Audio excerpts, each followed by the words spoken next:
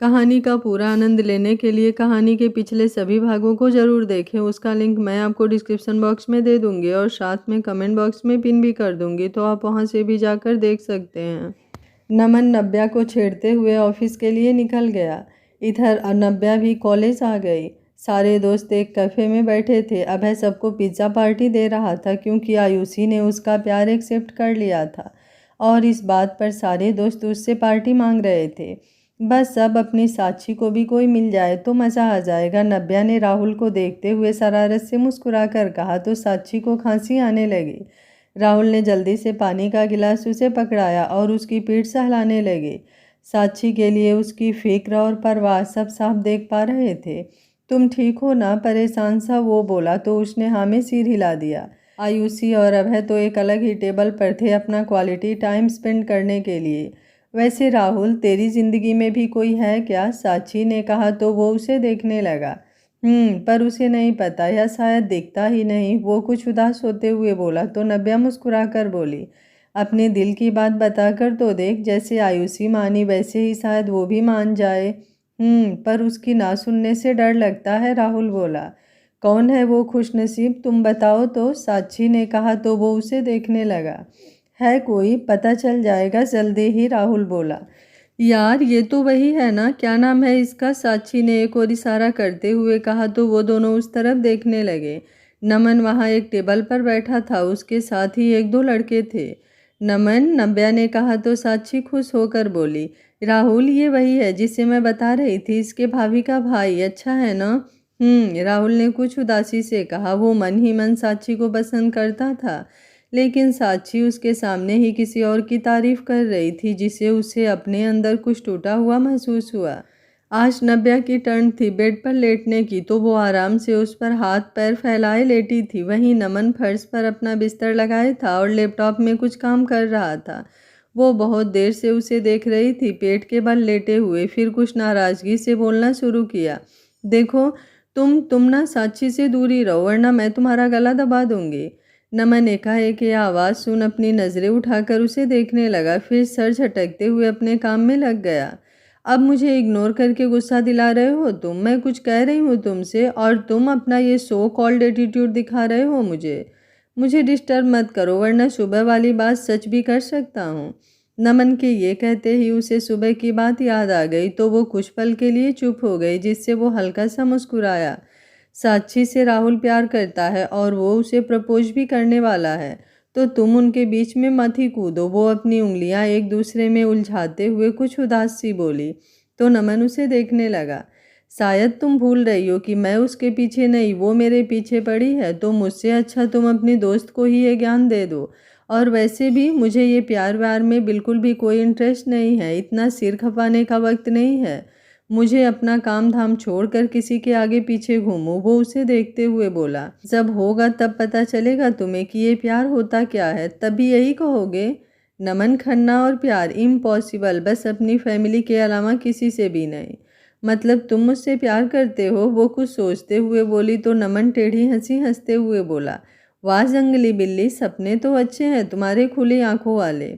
मैं ना कोई सपना नहीं देख रही थी, बस तुमने ही तो कहा कि फैमिली को प्यार करते हो, तो मैं भी तो अब तुम्हारी फैमिली हूँ, तो इस नाते मुझसे भी प्यार करना चाहिए, वो अपनी ही धुन में बोली। तो नमन कुछ असहज होते हुए अपने काम में जुट गया। नव्या ने अपनी बात समझ आते ही दांतों तले जीभ दबा ली और आंखें बंद करके सोने की कोशिश करने लगी कि उसे आज रेस्टोरेंट की घटना याद आ गई। नव्या और राहुल साक्षी के कहने पर उस तरफ देखने लगे जहां नमन बैठा था। वो अब उठते हुए उसके टेबल के पास से गुजरा, किसी से बात करता हुआ कि साक्षी ने उसे आवाज़ दी। हाय नमन, अपना नाम सुन उसने इधर उधर देखा तो नव्या और वो दोनों दिखे।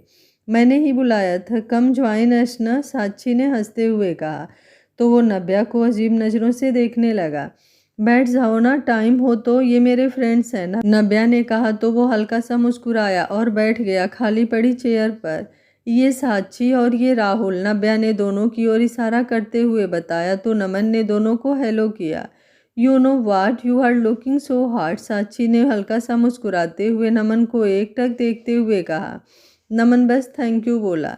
यू आल्सो लुकिंग प्रिटी, वो बोला तो साक्षी खुशी से उछल ही पड़ी। हम भी यही हैं, नव्या ने गला साफ करने की एक्टिंग करते हुए कहा तो नमन के चेहरे पर शरारती मुस्कान आ गई। अपने होठों को दबाते हुए वो बोला, हो सॉरी, तुम्हें तो मैं भूल ही गया था। कमीना राक्षस, वो धीरे से बुदबुदाई और उसके पैर से अपने पैर से दे मारा। आउच, वो बोला। हे व्हाट हैपेंड, साक्षी उसकी फिक्र करते हुए बोली। नथिंग, आई एम फाइन, वो झूठा मुस्कुरा कर बोला। राहुल बोला, नव्या मैं चलता हूँ, मुझे कुछ काम है तो जल्दी निकलना है। पर उसने कहना चाहा कि राहुल बिना उसकी बात सुने ही चला गया। इडियट, आज शायद वो इस डफर को अपने दिल की बात बताने वाला था तो ये इसके साथ मर रही है। नव्या उन दोनों को हंसता देखकर मन ही मन बोली, नमन मम्मा वेट कर रही होंगी, मैंने जल्दी आने को बोला था तो तुम मुझे घर छोड़ दोगे, वो दांत पीसते हुए बोली। तो नमन या श्योर बोल उसके साथ निकल गया। यही सब सोचते सोचते उसने आंखें खोलते हुए कहा, नहीं नहीं साक्षी और ये बिल्ला, इनकी जोड़ी, मैं भी क्या क्या सोचने लगती हूँ। राहुल उससे प्यार करता है और शायद वो भी, तो मैं क्यों अपना सिर खपा रही हूँ। पागल पागल हो गई हो क्या जो खुद से ही बातें कर रही हो, नमन ने अपना लैपटॉप बंद करते हुए कहा। तो वो उसकी ओर करवट लेते हुए गुस्से से बोली, हाँ हो रही हूँ, तुम्हारे साथ रहकर कितना खुश थी मैं अपने घर पर, लेकिन तुमने उस दिन मेरी मांग भर कर नहीं रहना मुझे यहाँ। वेट अ सेकेंड, मैंने जो भी किया वही उस वक्त मुझे सही लगा। और तुम्हें इतनी प्रॉब्लम है तो चली क्यों नहीं जाती अपने घर, जब देखो तब लड़ना ही रहता है तुम्हें, दिमाग खा रखा है मेरा। जाओ अभी ही निकलो या कल सुबह चली जाना, मैं अपनी मम्मा को समझा दूंगा। कैसे भी करके तुम बस अपना और अपने परिवार का देखो। वो भी अब गुस्से में आ गया था तो कुछ कड़क आवाज़ में बोला। मॉम डैड को क्या बोलूँगी, वो मासूम सा चेहरा बनाकर बोली। तो नमन ने गुस्से से उसे देखा। वो जल्दी से ब्लैंकेट के अंदर दुबक गई तो वो उठ खड़ा हुआ और बालकनी में आकर खड़ा हो गया। सुबह वो वर्कआउट करके वापस रूम में आया तो वो सो रही थी। तकिए को खुद से चिपकाए उसने अपनी टी शर्ट उतार कर एक ओर रखी और टॉवेल लेकर बाथरूम में चला गया। वो नहा कर आया तो वो बेड पर बैठी थी, टेक लेकर उसका चेहरा एकदम उतरा था। उसने अपने पेट पर हाथ रखा था और आंखों में आंसू झिलमिला रहे थे। वो कुछ देर उसे देखता रहा, फिर सिर झटकते हुए अपने बाल बनाने लगा। जूते पहनने के लिए वो बेड पर बैठा और उसकी ओर देखा तो वो अब भी वैसे ही बैठी थी। क्या हुआ, वो जूते पैर में डालते हुए कुछ नर्म लहजे में बोला। तुमसे मतलब, तुम ना अपने काम से काम रखो, उसने भड़कते हुए कहा। उसकी आंखों में भरे आंसू गालों पर आ गए और वो फिर से लेट हो गई। नमन ने धीरे से झुककर उसका माथा छुआ तो बुखार नहीं था, वो अब बाहर चला गया तो वो रोने लगी पेट पकड़कर। ये लो, नमन कुछ देर बाद आया, उसके हाथ में एक ट्रे था जिसमें काढ़ा, डार्क चॉकलेट और हॉट वाटर बैग था। ये इसे पी लो, रिलैक्स फील होगा, वो काढ़े का कप उसकी ओर बढ़ाते हुए बोला। तो वो हैरानी से उसे देखने लगी। गर्ल्स प्रॉब्लम हुई है ना, तो इसमें इतना छिपाने की क्या बात है, मेरी भी एक बहन है, उसके लिए मम्मा ये सब करती थी तो उसे रिलैक्स होता था। उन्हें पता नहीं है वरना वो ही दे देती तुम्हें, पर अभी तो वो घर पर भी नहीं है तो मैं ले आया, वो उसके पास बैठते हुए बोला। नव्या ने अपने आंसू साफ किए और वो काढ़ा लेकर पीने लगी। कमर में दर्द हो रहा है, नमन ने पूछा तो उसने हाँ में सिर हिलाया। ये इससे सिकाई कर लो, अगर दिक्कत हो तो बोलो, मैं ही हेल्प कर देता हूँ, वो हॉट वाटर बैग उसे देते हुए बोला। नहीं मैं कर लूँगी, वो लेते हुए बोली। मैं यही हूँ, कोई प्रॉब्लम हो या कुछ चाहिए हो तो बोलना, अभी पहले सिकाई कर लो, कहकर वो बाहर जाने लगा। ऑफिस, वो धीरे से बोली। लीव ले ली है, कहकर वो बाहर निकल गया। किचन में आकर वो सब्जियां देखने लगा, फ्रिज से निकाल कर क्या बनाऊं, ठीक होती तो वो कब का बना चुकी होती। मम्मा भी नहीं है, यहाँ पास्ता है वही बना लेता हूँ, भूख लगी है बहुत, कहते हुए उसने पास्ता बनाना शुरू कर दिया। नव्या 3-4 दिन से कॉलेज नहीं गई थी तो आज जाने वाली थी और ड्रेसिंग टेबल के सामने बैठी रेडी हो रही थी कि नमन की गुस्से भरी आवाज़ उसे सुनाई दी। ये क्या है, उसके पास आकर तेज आवाज़ में बोला। तुम्हारी शर्ट, तुम्हें ये भी नहीं दिख रहा, वो हंसते हुए बोली। तो नमन खींच कर बोला, धन्य हो देवी जी जो आपने बता दिया, वरना तो मुझे पता ही नहीं था कि ये शर्ट है। अब ये बताने का कष्ट करेंगी आप कि ये हाल इसका कैसे हुआ है। वो अपनी शर्ट को उसके ऊपर फेंकते हुए बोला। तुमने मेरा इतना ख्याल रखा और केयर की तो इसलिए मैं तुम्हारी हेल्प करना चाहती थी तो इसे प्रेस कर रही थी और गलती से ये जल गई। वो अपनी आंखें बंद करके डरते हुए बोली। तुम्हें पता है ये मेरी फेवरेट शर्ट थी और तुमने इसका ही सत्यानाश कर डाला। मैंने तुमसे कुछ नहीं मांगा था तुम्हारा ध्यान रखने के बदले, जो तुमने इतना बड़ा एहसान किया। अब आइंदा से प्लीज़ कोई हेल्प मत करना। वो अपनी उस जली हुई वाइट शर्ट को उसके हाथ से छीनते हुए बोला। आज कितनी ज़रूरी मीटिंग थी और मैं ये अपनी लकी शर्ट पहनने वाला था और मैडम ने। वो खुद में बड़बड़ाया। सॉरी, वो मासूम सा फेस बनाकर कान पकड़कर बोली। लेकिन वो नाराज़गी से जाकर शर्ट रखते हुए कबर्ड से दूसरी शर्ट निकालने लगा। उसका मूड खराब हो गया था। इतना क्यों सड़ रहे हो? सॉरी बोल तो रही हूँ ना, एक शर्ट ही तो है, वो उसके पीछे जाते हुए बोली। जस्ट शट अप, वो गुस्से से बोला और रेडी होने लगा। बड़ा आया शट अप वाला। वो बड़बड़ाई। वो एक और आकर अपना हैंडबैग चेक करने लगी, फिर कुछ सोचते हुए उसकी आंखों में चमक आ गई।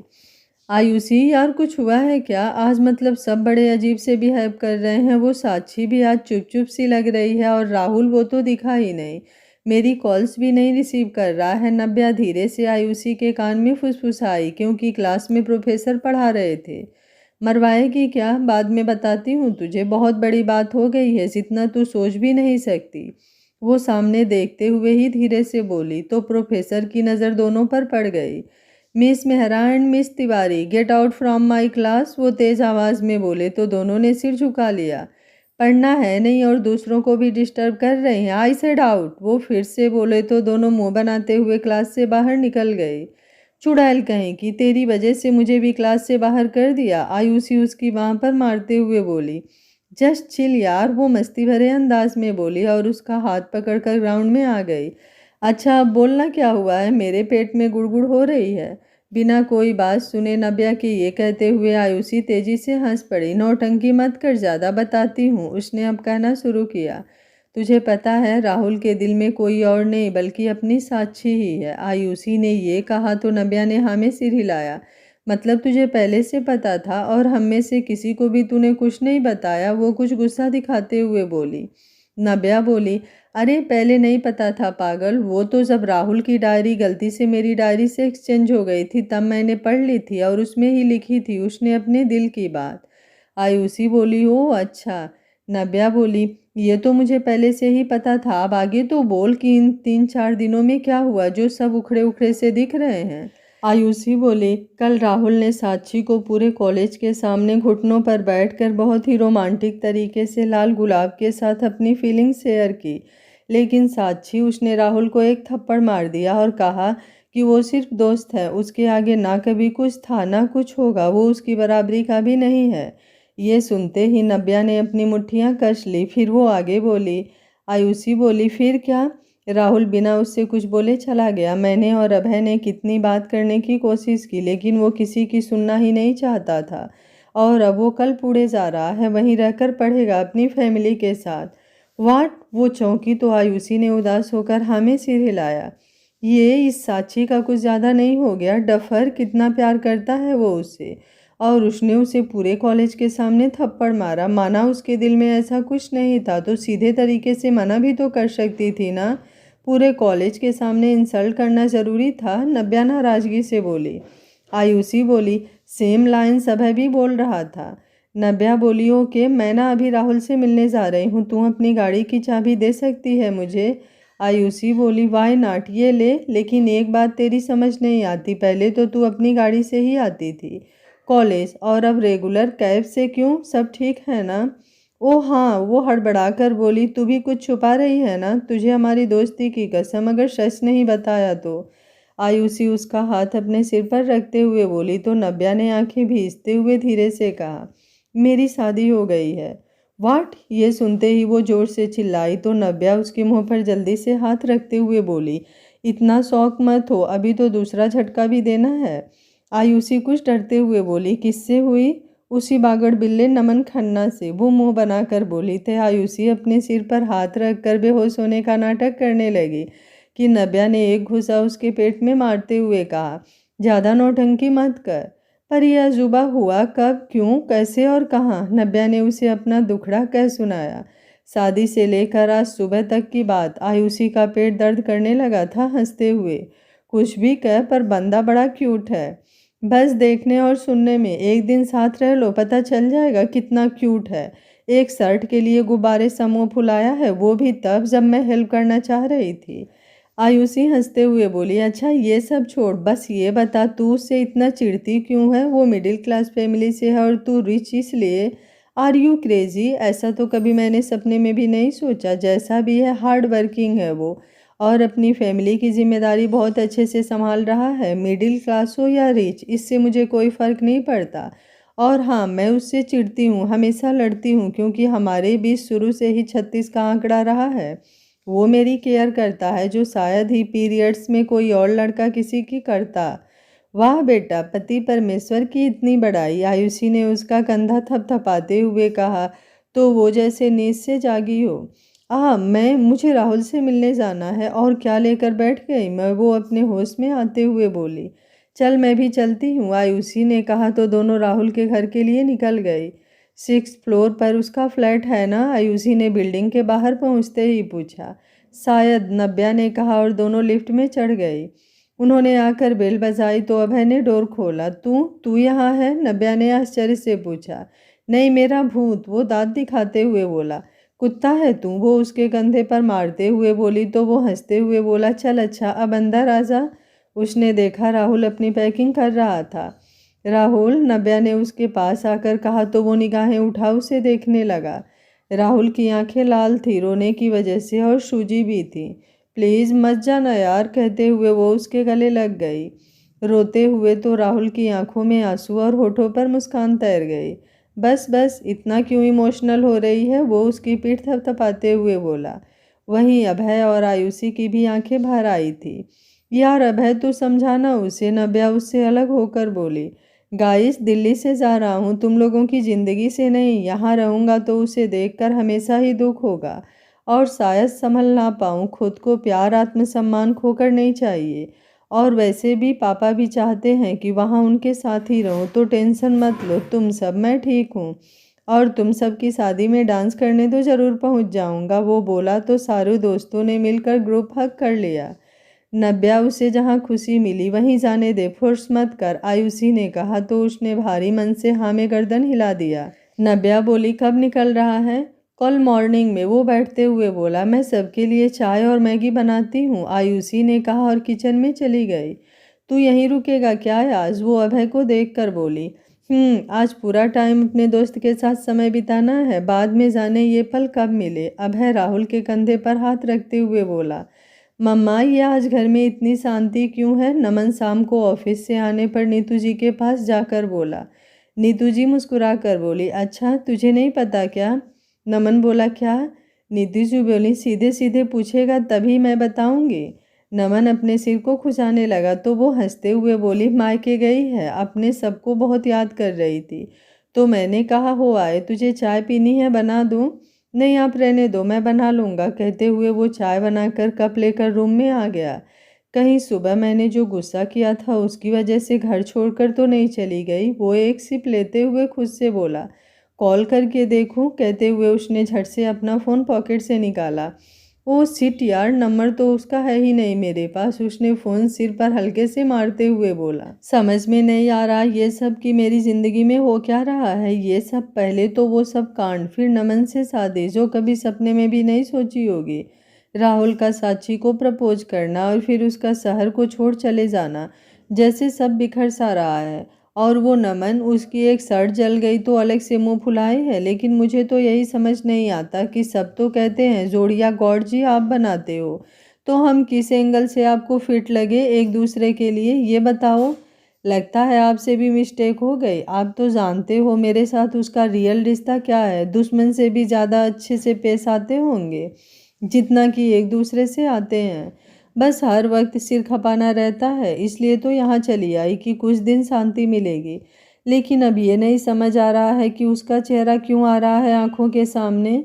वो अपने आप से हजारों सवाल करती और जवाब भी अपने ही हिसाब से दे रही थी। गायत्री जी ने जब नव्या के रूम का दरवाज़ा थोड़ा सा खुला देखा तो वो धीरे से दरवाज़ा खोलकर अंदर आई। देखा तो वो किसी सोच में इधर उधर टहल रही थी, परेशान होकर। नव्या बिटिया, क्या हुआ, सोई नहीं अभी तक? उन्होंने उसके कंधे पर हाथ रखकर कहा। मॉम, आप कब आई? वो चौंकते हुए बोली। गायत्री जी बोली, बस अभी ही। तुम्हें क्या हुआ, परेशान लग रही हो? नव्या मुंह बनाते हुए बोली, पता नहीं, वही तो मैं भी नहीं समझ पा रही हूँ, नींद ही नहीं आ रही है और माइंड में जाने क्या क्या चल रहा है। आओ मैं सुला देती हूँ, उन्होंने मुस्कुराकर बेड पर बैठते हुए कहा। तो वो झट से उनकी गोद में सिर रखकर लेट गई। गायत्री जी उसके सिर पर हाथ फेरने लगी तो वो धीरे से बोली, आज बचपन के जैसे लोरी सुनाइए ना, बहुत मन है। उसके ये कहते ही गायत्री जी ने उसका माथा चूम लिया और उसे थपकी देते हुए गुनगुनाने लगी। गायत्री जी लोरी गाते हुए खो गई थी। उसकी बचपन को याद कर उनकी आंखों में नमी आ गई। ये लाइन बोलते हुए नव्या की आंखें बंद थी, वो शायद हल्की नींद में जा चुकी थी।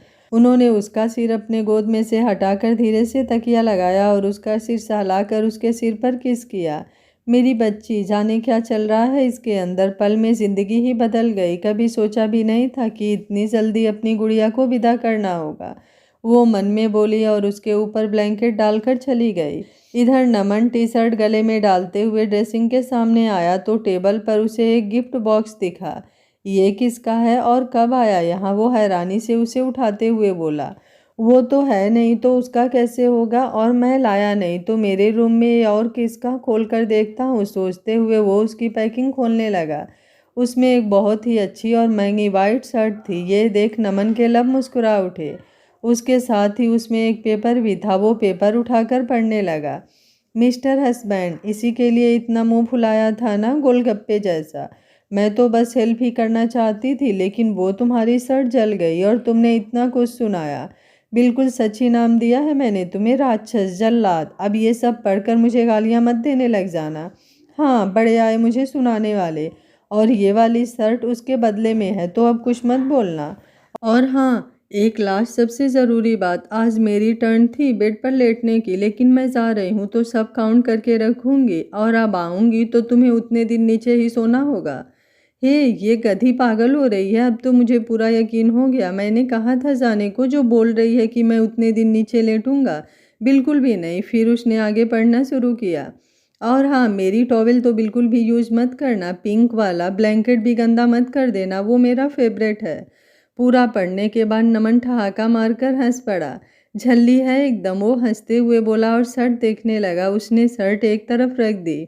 इतनी भी बुरी नहीं है, बस शब्दों पर लगाम नहीं है, वो अपने बालों में कंघी करते हुए बोला। नव्या सबके साथ बैठी ब्रेकफास्ट कर रही थी कि आरव बोला, नव्या, नमन नहीं आया कल तेरे साथ, तू अकेले ही आई थी। नव्या बोली, वो भाई, उसको पता नहीं था, मैं तो कॉलेज से आने के बाद चली आई, तब वो घर पर नहीं था इसलिए। आरव बोला, ओ। मिस्टर मेहरा बोले, वैसे महीने हो गए, शादी के बाद से आया ही नहीं नमन। तो एक काम करो बेटा, तुम उससे फ़ोन करके यहाँ का बोल दो, हमारी भी मुलाकात हो जाएगी। नव्या बोली, भाभी आप बता देना जब कॉल करो तो।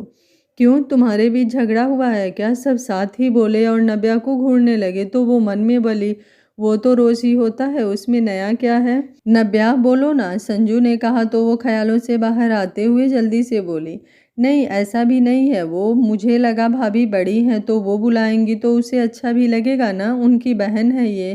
पर अभी यहाँ मेरे भाई को नहीं, तुम्हारे पति को बुलाने की बात हो रही है, संजू ने एक आंख दबाते हुए कहा। ओके, वो धीरे से बोली। ये जल्लाद एक बार भी कॉल नहीं कर सकता कि इसका कांटेक्ट नंबर मिल जाए तो मैं बता देती इसे, वरना तो सबको शक हो जाएगा। आइडिया, भाभी के फ़ोन से चुपके से नंबर ले लेती हूँ, वो सोचते हुए बोली और फिर संजू को इधर उधर देखने लगी तो वो गायत्री जी के साथ बाहर गार्डन में दिखी। नव्या जल्दी से आरव के रूम में आई तो वहाँ आरव बैठा लैपटॉप में कुछ कर रहा था। वो तेरी मर गई, अब भाभी भी यहीं है, वो धीरे से बड़बड़ाई। नव्या, तू यहाँ कुछ चाहिए, आरव ने उसे यहाँ देख पूछा तो वो अपने दिमाग के घोड़े दौड़ाते हुए बोली, हाँ भाई, वो भाभी अपना फ़ोन मांग रही है तो वही लेने आई थी, कहाँ है वो। सामने टेबल पर, आरव ने एक और इशारा करते हुए कहा। थैंक यू कहकर उसने संजू का फ़ोन उठाया और अपने रूम में जैसे ही आई कि संजू का फ़ोन बजने लगा। ओ गॉड, उसने जल्दी से देखा तो नमन की कॉल थी। उसने रिसीव की। हेलो दी, कैसे हो आप। दी के भाई मैं बोल रही हूँ। कौन मैं, वो उसकी आवाज़ पहचानने के बाद भी अपना निचला होठ दबाते हुए हल्के से मुस्कुराते हुए बोला, तुम ना बहुत ज़्यादा बना मत करो, बड़े आए दुष्ट जल्लाद, मैं बोल रही हूँ नव्या। ओ तुम हो, फ़ोन में इतनी मीठी आवाज़ सुन लगा ही नहीं था, क्योंकि रियल में तो क्या, रियल में, आगे बोलो, रुक क्यों गए। उसके इतना कहते ही नमन हंसते हुए बोलता है, कुछ नहीं। अच्छा ये बताओ दी कहाँ है और उनका फ़ोन तुम्हारे पास? वो बाहर है मॉम के पास, और तुम मेरे फ़ोन पर कॉल करो, बात करनी है, मैं रख रही हूँ अब। अरे रुको, तुम्हारा नंबर नहीं है मेरे पास। नव्या ये सुनते ही जल्दी से कॉल कट किया और संजू के फ़ोन से नमन का नंबर लेकर उसका फ़ोन जाकर रूम में रख आई और फिर आराम से बेड पर लेटते हुए नमन के पास कॉल लगा दी। हेलो नव्या। क्या बात है, इतना मिस कर रही हो? लड़ना कि 1 मिनट भी चैन से नहीं बैठा जा रहा? वहाँ कोई मिला नहीं क्या जिसका सिर खा सकूं? Just shut up. ओके। वो तो इसलिए कॉल किया कि डैड और बाकी सब बोल रहे थे कि तुम बहुत दिन से घर नहीं आए हो, तो वो चाहते हैं आज फ्री हो तो आ जाओ। अभी आज तो नहीं, थोड़ा बिजी हूँ, लेकिन कल तक कोशिश करता हूँ। Okay bye. शर्ट के लिए थैंक यू, काफ़ी अच्छी है, नमन ने कहकर कॉल कट किया तो वो मुस्कुरा दी। इधर संजू रूम में आई तो आरव अभी भी लैपटॉप में लगा था। तू ना पागल कर देगा मुझे, मुझसे ज़्यादा तो ये लैपटॉप, मोबाइल और हॉस्पिटल दिखता है तुझे। वो उसकी गोद में रखे लैपटॉप को उठाकर बंद करते हुए बोली, ऐसा कुछ भी नहीं है पागल, बस वो कुछ ज़रूरी काम। वो संजू को हाथ अपने पास खींचते हुए बोला तो वो उसके ऊपर आ बैठी। संजू ने नाराज़गी से मुंह बनाया तो वो मुस्कुराते हुए उसके कंधे पर चेहरा टिकाकर बोली, अच्छा सॉरी बाबा, अब तो मान जाना। वो अभी भी वैसे ही बैठी मुंह फुलाए थी। आरव ने उसके बालों को गर्दन के एक साइड करते हुए उसके कंधे पर अपना तपते गर्म होठ रख दिए तो संजू की आंखें बंद हो गई। उसकी धड़कनें बढ़ चुकी थी आरव की करीबी से। उसके बाद आरव ने उसके होठों को लॉक कर दिया। एक किस के बाद वो अपने होठों को उसके कंधे से गर्दन की ओर ले जाने लगा और उसके ईयर लब पर अपने होठ रखकर चूम कर हल्के से बाइट कर लिया तो वो सिहर उठी। आरू, उसने मधोसी भरी आवाज में कहा। जान। वो उसको बेड पर अपने बगल बैठाकर उसके ऊपर झुकते हुए बोला, ये बहुत अच्छे से जानते हो कि तुम्हारे स्पर्श से ही मैं बेकाबू हो जाती हूँ, तो उसका फ़ायदा उठा रहे हो? वो उसकी आंखों में देखकर बोली तो आरव अपने निचले होठ दबाकर हल्का सा हंस दिया। मैं तो तुझे देखने भर से बेकाबू हो जाता हूँ, उसका क्या? वो उसकी नोच को टच करते हुए बोला तो उसने पलकें झुका ली।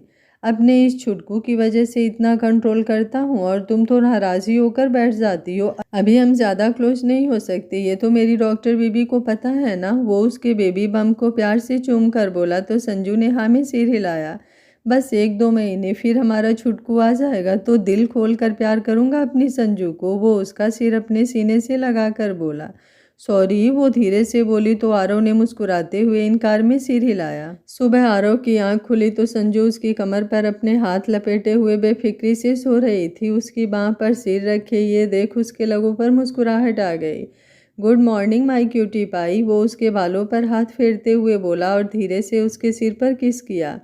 आरव अपने ऊपर से संजू का हाथ हटाने लगा कि वो कुनमुनाते हुए बोले, आरू क्या है, सोने दो ना, और उस पर अपनी पकड़ मजबूत कर दी तो वो हल्का हंसते हुए बोला, तुम सो जाओ ना, बट मुझे तो उठना पड़ेगा वरना लेट हो जाएगा हॉस्पिटल के लिए। उसके इतना कहते ही उसने झट से आंखें खोल दी और हड़बड़ाकर उठने लगी।